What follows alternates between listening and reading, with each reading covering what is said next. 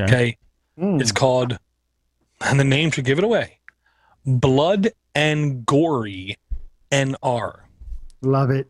That's the best not family-friendly title I've ever heard. I mean, if somebody doesn't really get it from reading that, then...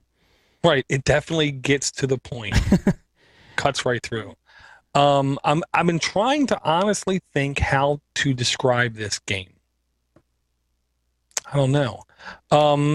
It's almost like there was a game for Sony PS3, I believe, or Xbox that was you had to do patterns to do things. Like you didn't button pound, you literally had to like swipe left and right to do actions.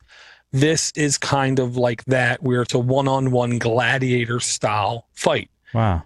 I love that title picture. That's pretty awesome. Yeah, that's a good picture. I don't think they actually do that move though, but it's still cool. Wow, it looks cool. Game looks great.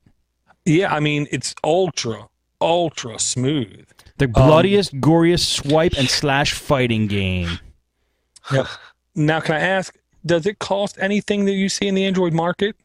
Looks free. There's a free version and a paid version. Okay. Because I typed actually in... no. Actually, there's two. Wait a minute. Let's see. This just has some parentheses on it. No, sorry. it is free. Sorry. This looks like a really good app, dude. One says NR and the other one, not rated right. is what that not is. Rated. Right. The other so one I guess is rated.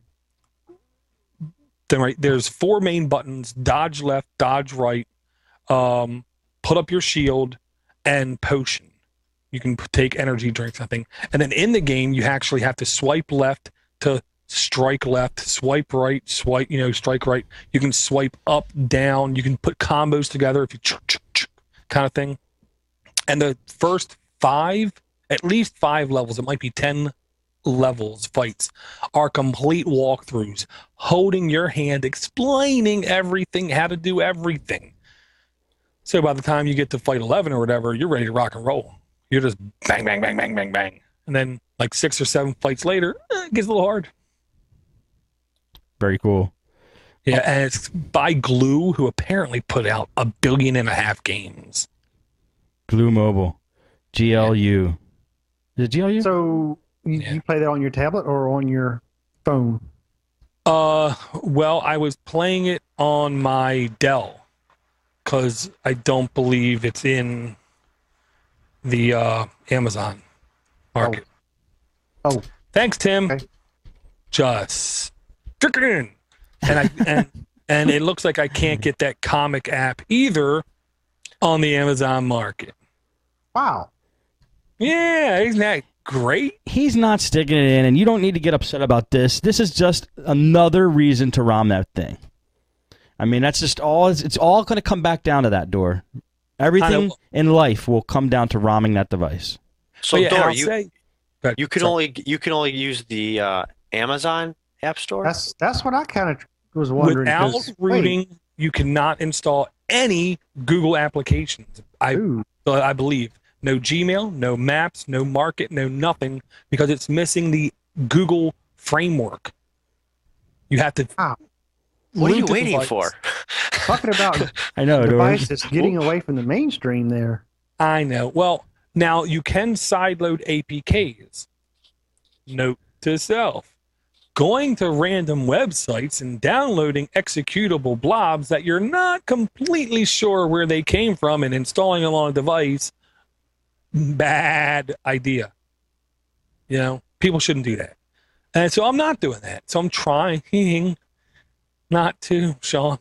But what if you knew where it came from? Well, that would help.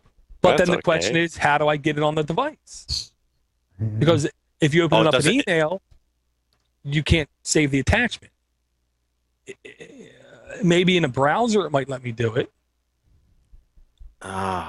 It's interesting how your views have changed ever so slightly. I've noticed over all these episodes, Dora, about being careful about what you install on your device. Well, no, I'm really not. I'm letting other people know they have to. Right. I'm still trying to get infected. I've been trying to get my phone infected. I still can't, even though I saw a thing in the Android market.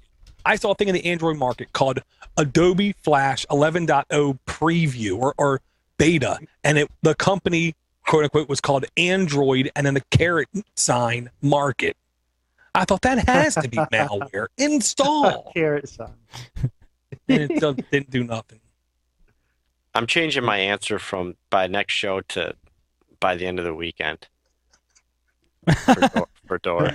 Yeah. I think so too, maybe. I think you're right, Sean. Yeah, so I respect your thoughts on that, but man, you come on. Well, honestly, you haven't heard anything yet. We got to keep going with the show, but this game, I would expect to be a lot of fun on the Kindle Fire. How was it on your streak? Pretty good. Okay. Pretty slick. All right. Timster, back to you. Yeah. Yes. So okay, stars and planets, when you think of an Android device, the biggest app that comes to mind is Google Sky Map. Google Sky Map, baby. Yeah. So I haven't played with Google Sky Map in some time, but I was wondering what else was out there that would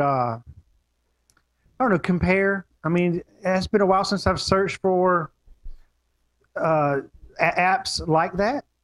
So I found one that is actually pretty interesting that I think I want to share with everybody. And it's called Space Junk. I love the name. Space Junk. Yep. Space Junk Lite.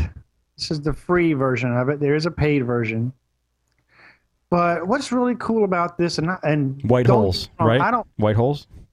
I don't know if SkyMap has this now. Google SkyMap, it may, but last time I looked, it didn't. But this thing actually gives you flyby paths of every satellite that's in space. You can also locate and identify every satellite in space, including the Hubble and the International Space Station. Cool. And then it also gives you a nifty, a different view of, say, a top view of the Earth looking from space. And you can see where satellites are and where they're tracking to. So you will know exactly when certain satellites are, like Hubble Space Telescope and all that, it'll be traveling over you. But I just kind of want to load this app up real quick on my device to kind of give you an idea of what it looks like, because it's kind of neat, and I think it's definitely something. I don't know. It's competitive to Sky Maps. So let me just load this up here. Boom, Space Junk. I'll turn it like this and see if you guys can see this, but it takes a minute to load all of the satellites, but as the app stays open, it will load the satellites. And right now, obviously, I'm facing south, and you can see some of the constellations that is starting to load up a name. Let me get it to where I can kind of move around. You'll notice some of these dotted lines here are the paths of space stations, of satellites, and there's one right here. Now, my phone is aiming at the exact direction of this satellite. So if I tap on that satellite, it's going to give me the name of it. What did I say? Inivsat? Well, I guess you could Google Inivsat and find out what that satellite does, but it's actually, I can see it here moving in real time. There's all your constellations. Let's see, there's the Sun, the Mercury, Venus, all your planets. There's another satellite here. That is the International Space Station right here. Now, obviously, I'm not aiming my phone to it. I'm just moving it around with my finger. But let me just change the view here real quick. See, which one was it? Was it that one? No, that's the red. Let's try that one. Yeah. So now here's an overhead view looking down at Earth. And you can also spin this around. This shows my location. And I think it's taking a minute to load up the satellites here. But once they load up, you'll be able to see the satellites overhead in retrospect to where you are. Actually, let me. It's pretty cool. There you go. So there's that satellite we just looked at. If you can see it, you can't really see it, but let me see. Yep, that satellite right there is what we just looked at. And here's my location. Here's another satellite down here. Aren't a lot of satellites supposed to just stay in the same place with the Earth's rotation? Well, there's two types. Okay. Oh, there you go, Dor. That shows what I know. But see, now you can see here's the International Space Station here. Now you can see the path that it's going to take. I don't know if you can see it, but there's a line. Yeah. And it's going to go like right across to Mexico. So, hey, if you're into that kind of stuff in the Hubble space, looks like they're going to crisscross here. I don't know what day that's going to be, but they're going to crash. Yeah, I mean, if you're interested in this kind of stuff, man, I thought it was a pretty neat app. For astrologists, anybody who's interested in space, that's a different alternative to Google Sky Map. And I think it does some different things that Google Sky Map does not do. It's very cool, Tim. Space junk. And I love the background you have set up there for the backdrop for the phone with the little Android. Oh, yeah. That looks great. Anything else with space junk, guys? I just think that's really cool. I don't even think you have to be really into astrology and all that kind of stuff. I mean, that's just something one of those apps that I like to pick up once in a while and just kind of play with. Especially in the right place. Where I live, it's kind of hard to see the stars normally. But like if I go camping, I love something like that. Just kick back at the fire, look up. I like look at that bright star. I wonder what that is. Yeah, that's really cool. I like that. That is an awesome use. I never thought about that. Yeah, and I'll just gotta say, NFStat has made 50,000 trips around the world. All right. Really? If you if you go to nfstat.esa.int, that's its homepage where it tells you all about it, what it does, what its missions have been. Really cool stuff. It must be. Wow, it's crazy. I didn't know. That's a lot of trips. Awesome. When was it? When was it created? Just curious. That satellite. It did say, fantastic circuit traveled 2.25 billion kilometers since its launch nearly a decade ago. That's it. A decade. Well, when it's in space, there's no drag. It can just hit boosters once in the right and it will just go not slow down, so it can go really fast.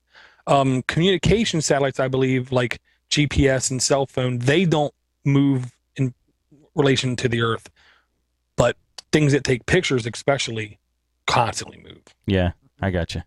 Thank you, Dor. Yeah, that was really cool to find that out. So you can literally learn what's going on around you, kind of thing. Right. That's really cool. And what all the satellites do and their purposes.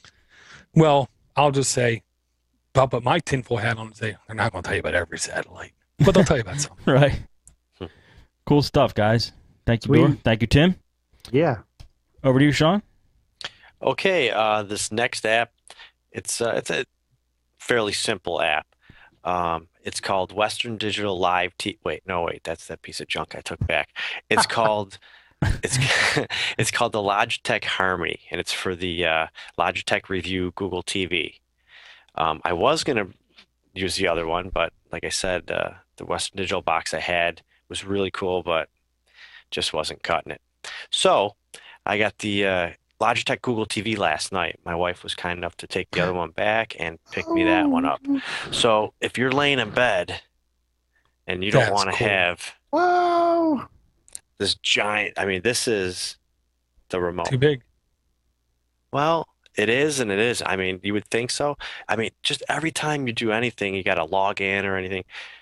I mean, you have a full-size keyboard with a trackpad on it, and but this app here, you just put it on your phone, and now you just have a little, handheld app. Is it the Google TV remote app, or which app was it again? Yes, it's just the Logitech Review or Logitech Harmony. Oh, the Logitech Harmony. Gotcha. Mm-hmm. And let me bring it up here if I can. This is genius. My box is in standby right now, but